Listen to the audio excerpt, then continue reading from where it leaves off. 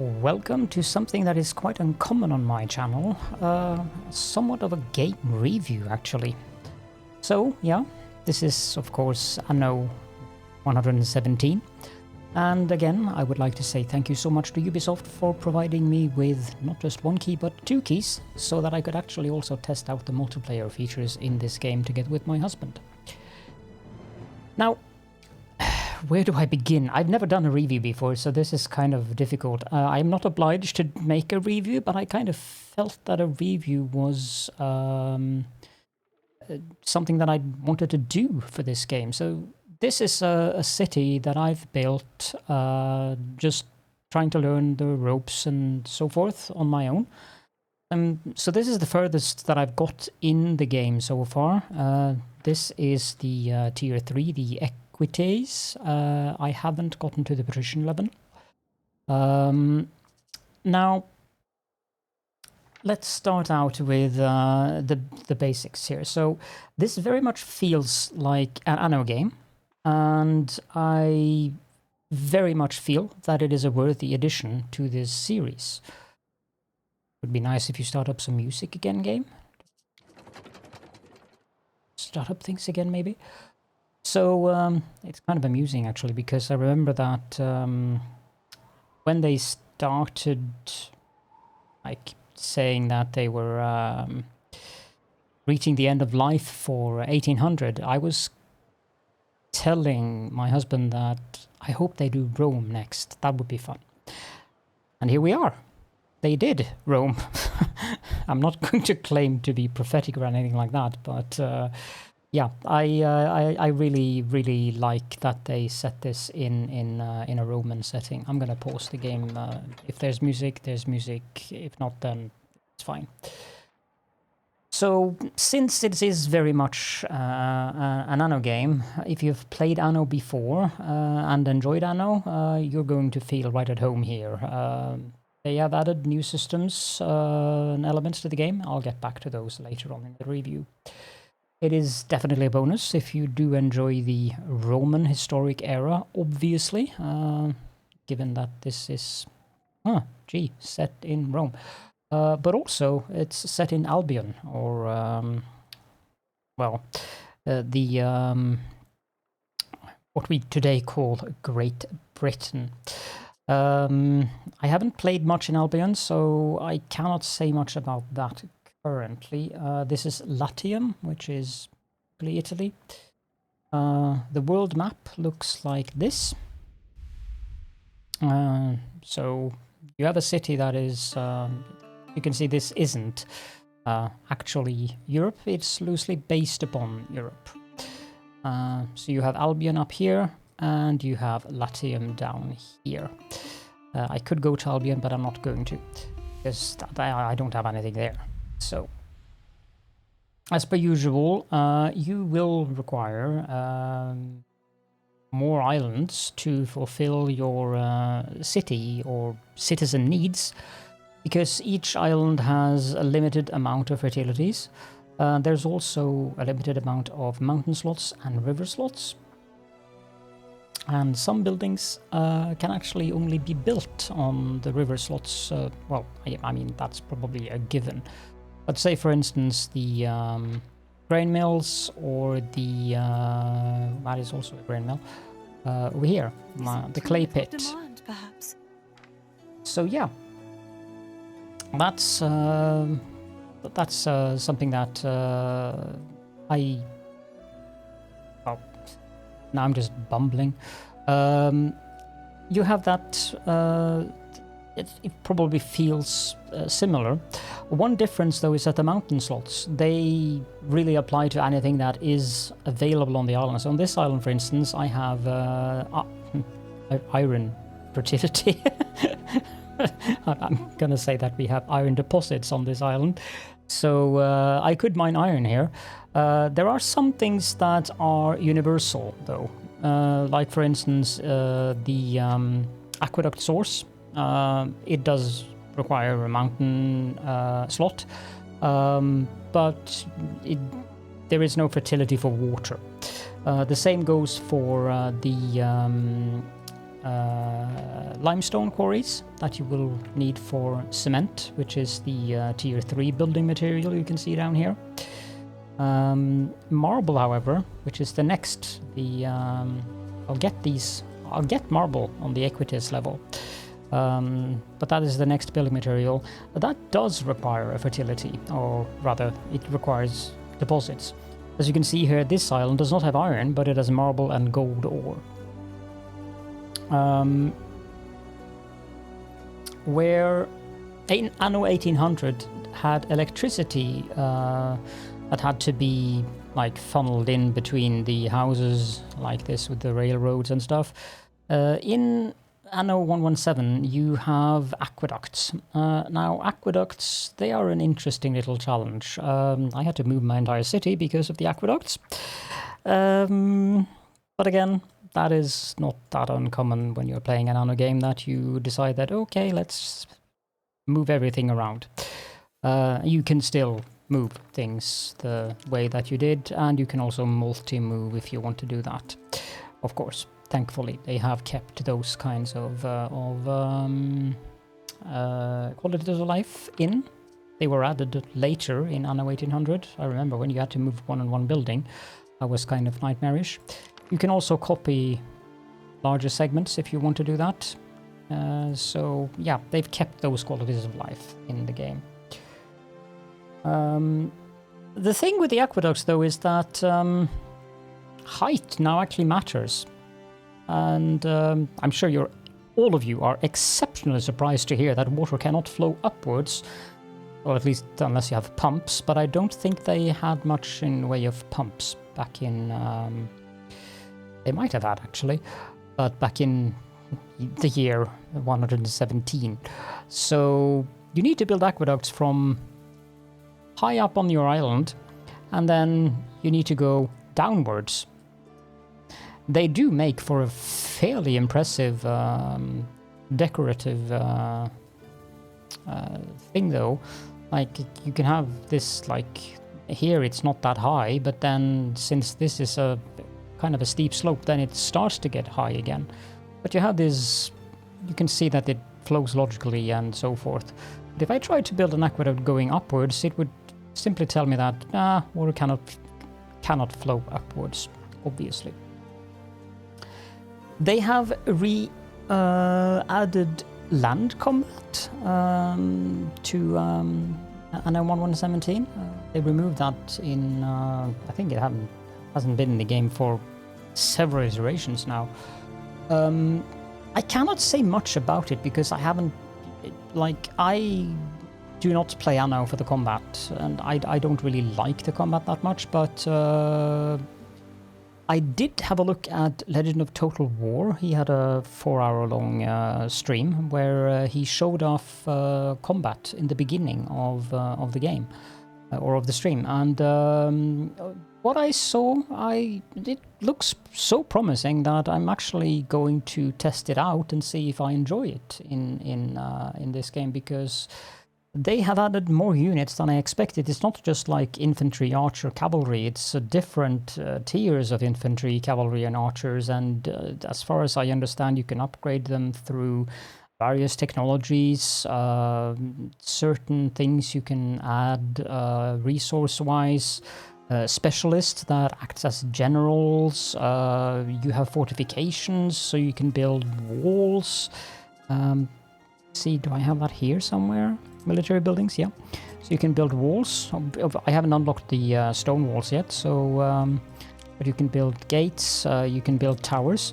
Note how the tower has a circle around it. That's because you cannot build them too close to one another, because that would be overpowered.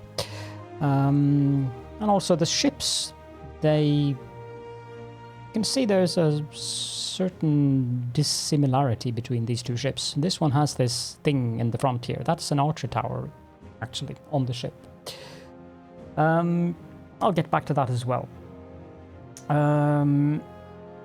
But yeah, the AI, I have one AI added here. It's the easiest one. He hasn't really done much. He's basically, the one thing that I do miss is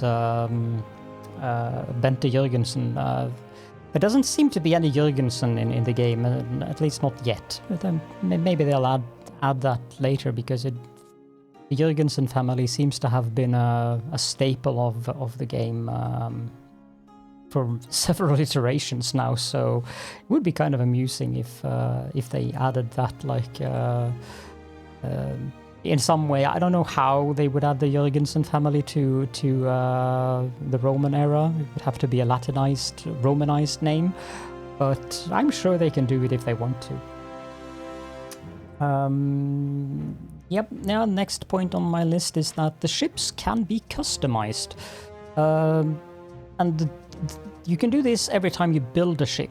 So you can see that in the tooltip that pops out there, it says installed modules underneath the hit points and above the maintenance cost. Ship ores. So if I click this, I get this ship configuration screen, where I can remove or add these modules. Now, you get more modules through the research. I'll get back to the research as mentioned. It's the same on the military ships. The military ships have the ship archers by default. I'm not really sure if a military ship would function very well without an archer thing, because I'm not sure it would actually have any kind of military power without it. So there is that. But you can do it if you wanted to. Not sure why you would. They move slower. Or are they actually the same thing? If I remove the archer tower from this... Oh, you can add 2 to that.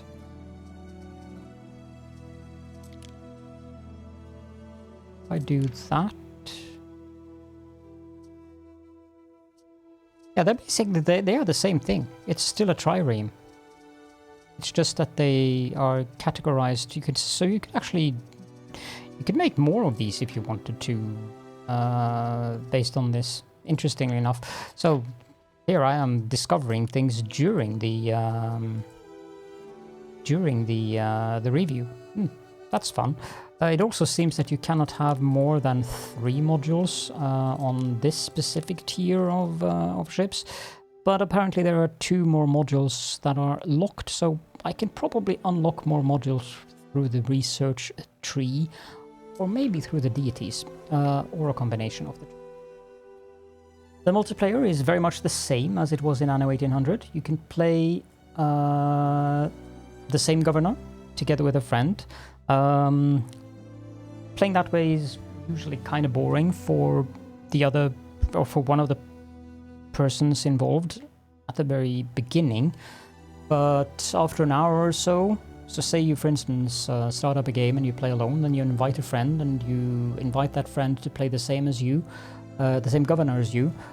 When you have all of the basic construction materials up, you can easily then just send that person off, and then that person takes responsibility of a different island. The one thing that has changed here is that when you colonize an island, it no longer costs just, say, timber and tiles. It costs a sum of money, which is actually progressively higher and higher for every island you colonize. So I am at 200,000-ish now, so I wouldn't be able to afford colonizing 1, 2, 3, 4, 5, 6th island unless it was a very small one, because the cost is based on the size of the island and then how many islands you have, some calculation done like that. The specialists are still in the game, thankfully. I do love the specialist system in Anno 1800. Now, the way specialists work in Anno 117 or 117 is that you no longer have 2 different buildings. So you don't have a labor union building and a town hall building that differentiates between the civilian specialists and the production specialists. Instead, the Governor Villa does accept both types. You have many different specialists. You have culture specialists, you have finance specialists, military specialists, production specialists, captains for your ships. They do take there's a captain slot for each ship. I'm not sure if you can add more than one specialist to the ships like you could. Could you? I don't remember if you could add. It's been too long since I played Anno 1800. But yeah, you have the captain slot on a ship, so like this ship doesn't have a captain, but these two have. Okay, that's basically the things that... Oh, there's one thing more that I should mention. That is, I'm not 100% sure, but I think that this is so you can cross-play between console and PC edition. I'm not 100% sure, but it would be weird if it wasn't, because if you buy this on Steam, I think it launches through the Ubisoft launcher anyways. So I'm fairly sure this is so that you have cross-play between consoles and PC, which is a great addition to the game. The options are fairly extensive, I should add. You can have the HUD stretched or centered. That is basically mostly for widescreen monitors. You have UI scaling built in. You can even have it for TVs if you're playing on a TV. I prefer this even if I'm playing in 4K. And they even have... most people play with this font. I discovered this setting just earlier and I was like, oh, thank you. Because I do not like serif fonts. So having sans serif is something that I really appreciate. Okay, let's move on to the new elements of the game. You can see up here there are 1, 2, 3, 4, 5, 6, 7, 8 statistics.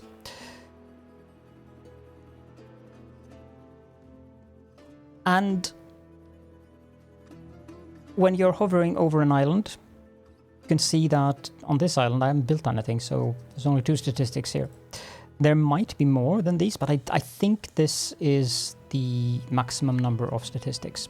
You have the island income, and notice how much information you get here. You get a complete breakdown of where your income is coming from. So you can see that I'm, for instance, making 86 income per minute from bread. That round little thing there that looks like a pumpkin. That is a bread. Romans did bake their breads round. I make 267 from hats, or pileuses as they are called, and so forth and so forth. And I also have a breakdown of the area effects and the specialists. Then you have the island population and how much bonus population I'm getting from various things like fish, porridge, the marketplace, the tavern, the bread, soap, and so forth. Then you have island knowledge. This ties directly into the research tree. We're going to get to that. You have island belief, which ties into your religion or devotion. You have the island prestige. This one is very important in regards to diplomacy elements, which I'll also get back to. Island health is now a global attribute on your island. The same goes with happiness. I think used to be global. But also fire safety. Now, let's say I had minus 500 island fire safety. I think it is minus 500. That means that you can get some rather serious conflagrations. And I'm not sure if it gets progressively worse, because I've made sure to keep these in the positive as much as possible. Now you can see breakdowns here as well. Like, I'm getting minus health for my pig production and my charcoal production, but I'm getting plus health from my Medicae, and that would be the hospital buildings, and from the aqueduct cisterns. The same with happiness. I'm getting bonus there from not completely sure what that sword icon is, but it might be tech. No, it says from areas, effects and specialist. Oh, of course, it's the police building. Duh. It's this one. The Custodia City Watch. Now, if you manage to get one of these above 1,000, that can trigger a festival. So, for instance, Island Health, a positive attribute can trigger the following festival. This might be possible to happen as long as it is in the positive, but I know that if it is above 1,000, it has a very high chance of triggering. I currently actually have a Hygeia festival on the island, which gives me +1 income and +1 knowledge on all buildings on the island. Now, what does all buildings on the island mean? It means that even my warehouses gets +1 income and knowledge. So it doesn't only apply to the houses, it applies to everything on your island. All buildings, that genuinely means all buildings. The positive fire safety can trigger this Stata Mater festival. Not sure what that does. Happiness can trigger the Hilaria Festival of Joy. You have the old statistics screen. I'm gonna come back to this one though. But let's start out with, since I've gone through that, you have the research tree. It is fairly substantial. Some of these require you to have gone to Albion, and this one, for instance, I can't get through here without having established a trade route in Albion and generated at least 500 knowledge. I'm not sure if that means I need to generate 500 knowledge in Albion or anywhere. Not sure. This one, I have to drain 7,500 tiles of marshland. That is an Albion thing. So this is the economic path. But there are multiple paths into. So I could get into this section here, either through there or through here. The phlogistic research, which is store 150 tons of charcoal in Latium and generate at least 1,503 knowledge. Then links me to this one instead of this one first. So the economic affects your trade routes, your warehouses, your docks, your roads, but you also get roads in the civic research tree, because there are 3 tiers of road here. You have the basic dirt road, you have the paved road, and then you have the marble road. And as per in the old Annos, the higher or the better road, the longer radius you get on the buildings inside of that is connected via that road. The marble road also gives you prestige. That is another thing. The decoration buildings also give a small amount of prestige, but your main source of prestige will be your governor villa, and also I think the military buildings do provide prestige. Not entirely sure here, but I think you get some prestige from the military buildings. You also get prestige unlocked through various. I'm not going to go through all this, obviously, but there are certain technologies here that this one, for instance, Medici or Medici, can't be Medici, so I probably can, but yeah. This gives a +1 to the health area effect of the Medici. This one gives a +1 happiness area effect to the Custodes, and so forth. You can also unlock new deities here.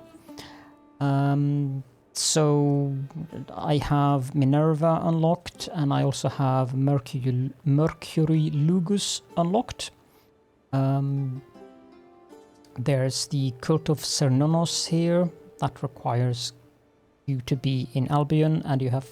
Yeah, there's a thing in Albion where you can choose if an island is supposed to be focused on the Celtic path, or if it's supposed to be Romanized. Draining the swamps in Albion on an island there, that is part of the Romanizing of an island. The other thing is the religion. If you go into the religion, you can see that on this island I have 1,376 devotion/belief generated by my population here. So Ceres, being the goddess of fertility, she increases the production of bread, and also she affects the entire production chain. So you have bread, flour, and wheat. All of those three are affected. Same with porridge and its base resource, the oats. Wine, grapes, and honeycombs, beer malt and barley, and then olive oil and olives. There's, on the top here, you can get up to 100% productivity, because there's 10 of these diamonds.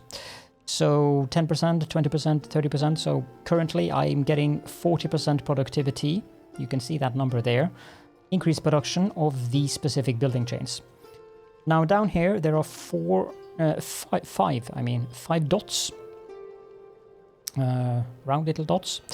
So I have the first one, which means I get 1 additional population per residence. At the second tier I get 2, 3, 4, 5. Now that isn't a fixed number, because if we look at Neptune would... So let's say I changed the island deity now from Ceres to Neptune. What would happen is that the devotion would be at 0, and it would gradually tick up to 1,376, because it will reset the devotion to 0. It would take a little while until I get it up back here again. Not too long, but it's a couple of minutes at least. But then I would get productivity to sardines, the garum chain, the oysters with caviar, you by the way, the cockles chain, and the seashells chain. But instead of getting additional population, what would happen here is that I would get minus 10% upkeep cost and plus 10% hit points on my ships produced on this island. That is very important. It is not a global bonus, so you would want to have, if you want to really go into to military, you're going to want to have an island with a lot of people dedicated to Neptune, so you can build the ships there. Now, next one is Mars, who does the same with troops.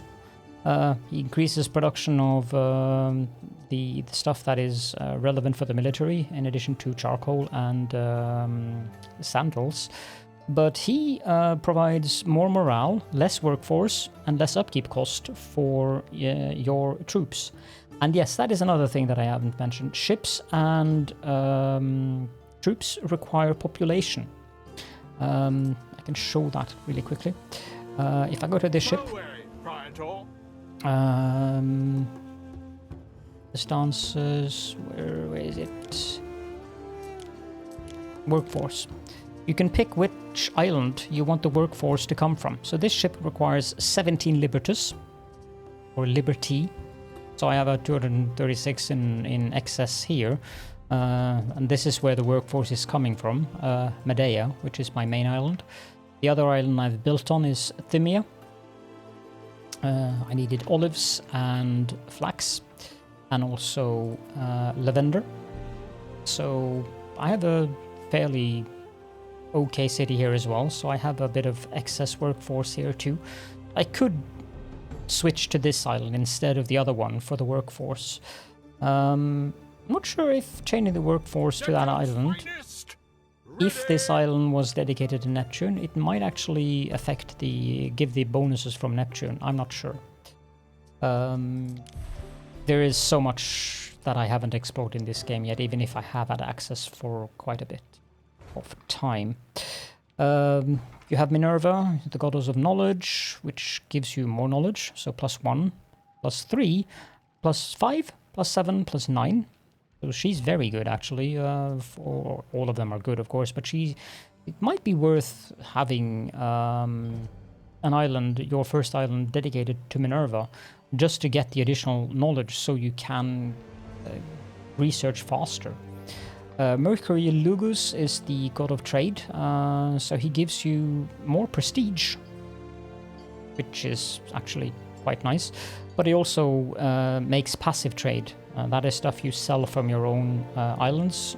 So it would be from the island that he is the devoted, or you have the devotion to. He would give additional trade revenue for whatever you sell from the islands he is responsible for. And then you have the 2 Celtic gods, which is Epona. She also provides additional population and prestige, actually. And she affects, of course, everything that has to do with animals. And then finally you have Cernunnos, which is the... I think that's the main Celtic deity. He gives more health and knowledge to all of your residences. Whereas Epona would give production buildings population, which is an interesting thing. Globally, if you have enough devotion, you will unlock things like the shrines on the basic. You will unlock plows, because you have more than 4,000 across all islands. This is an exaltation effect. All farms can support up to 50% more field modules, allowing an increase of up to 50% productivity, which is global. And then finally the Conditor's Grace, which increases the storage limit on all islands by 300 tons. Mars would give offense and defense, and also allow the Murmillo Gladiator troop type in Latium. Mercury would give gold mines and faster unloading and loading. Minerva will give you prestige on buildings that are built near stone towers or gates, but also improves diplomatic relationships with other governors. And Neptune gives buildings near cisterns will grant additional belief. And then finally 10% speed to ships. I cannot see the veneration effects on the Celtic deities because I don't have those 2 unlocked. Not that I have all of these on. Oh, I actually do have all of these unlocked. So it shows the ones that I have unlocked that I can add or use. You also have the Hall of Fame, where you can unlock things. This is when you start a game, you can turn this off. For instance, if you want to play in a competitive multiple player game, you would probably want to turn this off unless everyone is kind of on par here. To unlock the points here, you need to perform certain accolades. It's like achievements. So you can see I've completed a few things here. For instance, I got 15 points for starting off a settlement with its first fishery. I got 15 points for building an aqueduct with a length of at least 99 tiles, housed more than 400 plebeians. This one, I would have to have exclusively marble roads on an island with a status of growing town, which is level 5 or better. You have military... if you eliminate the various AIs, you can get points for that. When you've finished one of these accolades, let's say I get 9 out of 9 in the Farsighted Administrator, then I can claim an additional 90 points for having finished that accolade. There are some things in here that are very, very good, that I would say you should try to get as quickly as possible. This one being the most important one, Woodland Rebirth, because that is one of the changes they've made. The woodcutter buildings does not automatically plant trees. You have to build them in forested areas. I'm not sure if it's a bug or whatever it is, but for some reason I have that. And if I start a new game, I still have that. So I'm not sure what has happened there. If it's something... I don't know. But you can unlock that on tier 4 in the Hall of Fame. Then there's another thing with the production buildings. It doesn't apply to all production buildings. If you look at the Sardine fishing hut, that one doesn't do anything really. But if we take a look at, for instance, the Pilius filter. So, go here. So the Sardine building, you can see that it has the usual stuff, processing time, how many population. It adds an income that it adds on the island. the need attributes that is island-wide. Shows you the maintenance cost, how many you have on the island, the construction cost, and what the requirements are. Now, if we go to the Pileus, you can see that it has the need attributes, +1 income, +1 happiness, but it also has an area effect of +1 income. So the game actually, you can see all of those are diamonds because all of the buildings there, no, those two do not have, or those two buildings there are not inside of the radius of one of these Pileus filters. The ones with diamonds, they are, you cannot stack them. But when I build one of these, inside of the residential area, that means that it gives all of those buildings that are affected +1 income.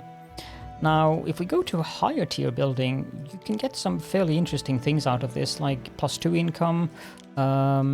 This one, cannot show that yet. Same with this. Wine would give +1 income, +1 prestige. But then, if we take a look at soap, notice it gives +1 health, but it also gives -1 happiness. That's something that you have to juggle in this game. Because when you look at this one, the potter, -2 fire safety. The bakery, -2 fire safety. So if I build a bakery here, you can see that it does give you a diamond shape that is both green and yellow because it gives a positive +2 income, but it also gives a negative -2 fire safety. So if I put this here, you can see down in the tooltip on the lower right that it says affected buildings 102. That means that I would get 204 minus to the island's global fire safety, in addition to the building itself applying it to itself. So it would be 206 minus on fire safety. So some of these buildings you really have to do kind of a weighing in trade-off thing. Do I want the income? Do I need the income? Do I want to risk the fires? And so forth. Some of the buildings give additional health. Some buildings remove health. So, for instance, the pigs, you can see it's at a fairly big radius, and it affects all the buildings here with minus health. And it also applies to the to any building. It even applies to the warehouse. So this warehouse here has -4 health because of these 2 pig farms. So that is one of the new challenges that I like. Yeah. You have, as I mentioned, you have all this information available to you. You can see this here when you hover on these things. What's giving me prestige? Here it's simply the city status, tier 4. If I go to the main island, my prestige is also the city status, and I'm getting 19 from the ornaments. I haven't really been focusing on the ornament. Finally, the rivers are no longer... I also really did touch on this. In Anno 1800, you usually wanted to either add a mod that removed the rivers, or you wanted to look for seeds where you got the main islands without rivers. That's no longer an option. And I actually like that change, because the rivers do add a very pleasing aesthetic to the islands.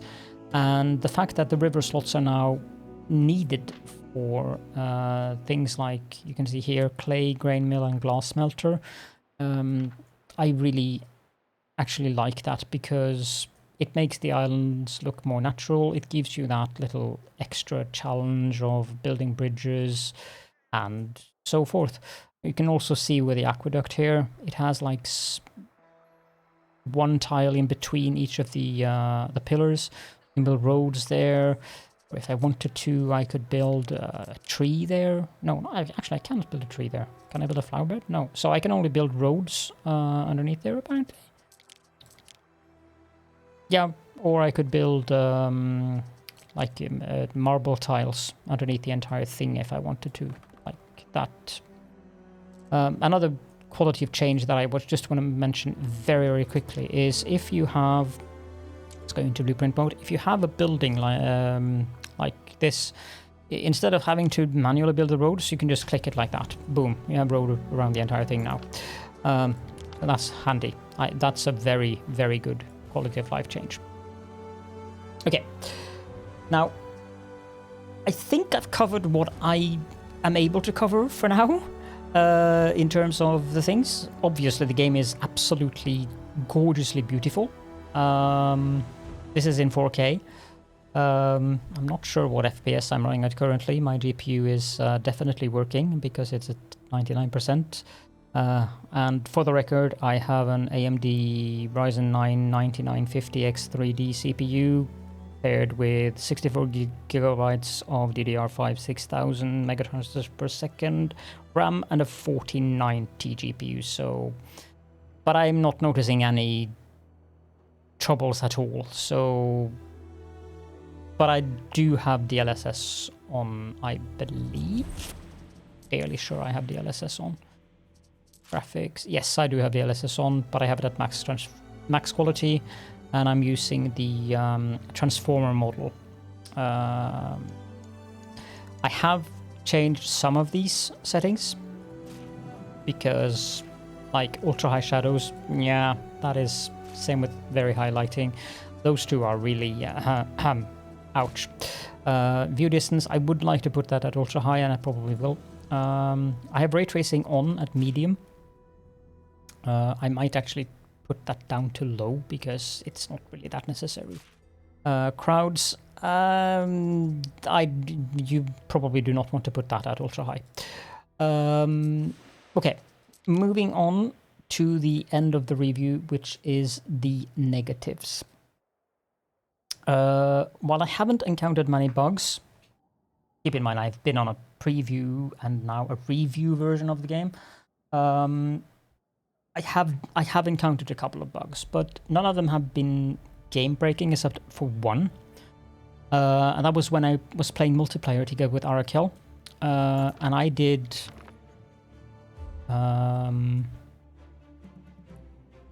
something like this. So I was copying more than one building and I placed that down. That desynced the game.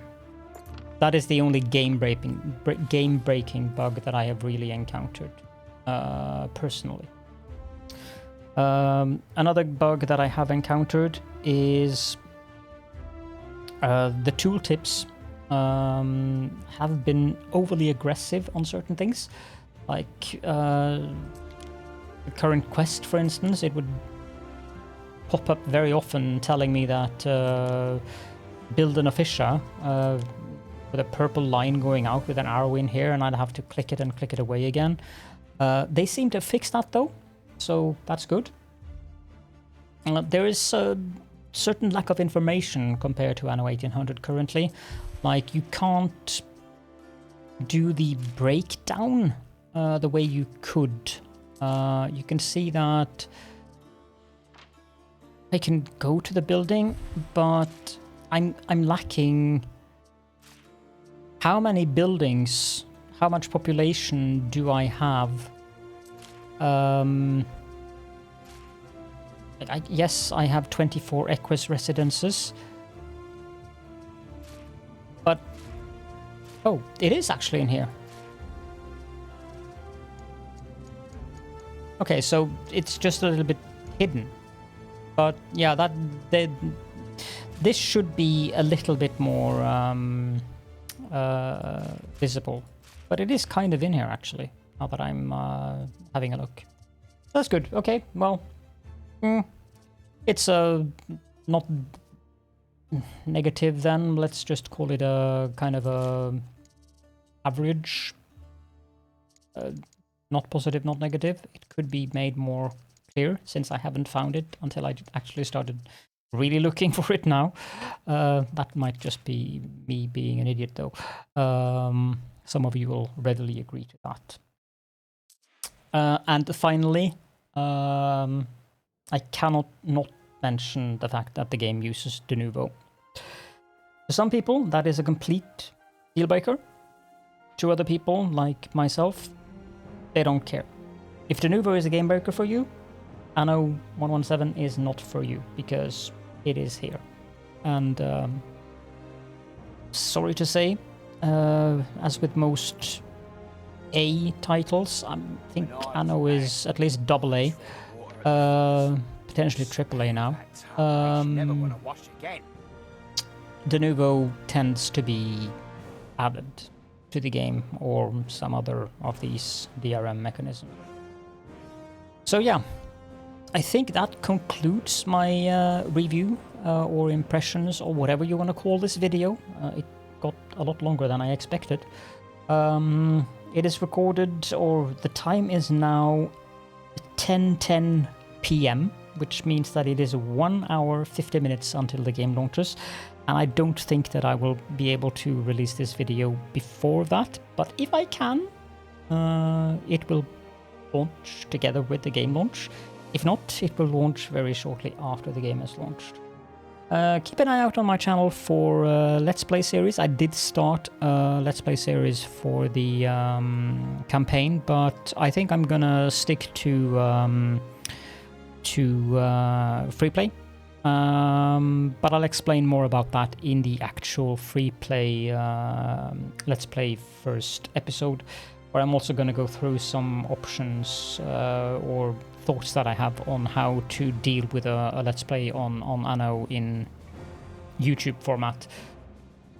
So, with that, I think we are going to wrap this up. So I'm going to say thank you all so very much for your attention. Thank you again to Ubisoft for giving me free keys to the game. And if you have any questions and or comments, then please do feel free to leave those down in the comment section. If you do not have any questions or comments, I would be appreciated very much if you just leave an emoji, some sassy, amusing, funny joke, comment something down there, because that helps with the YouTube algorithms. Thank you all so very much for joining me, and I hope to see you all in the Let's Play series, which is coming tomorrow. Bye for now!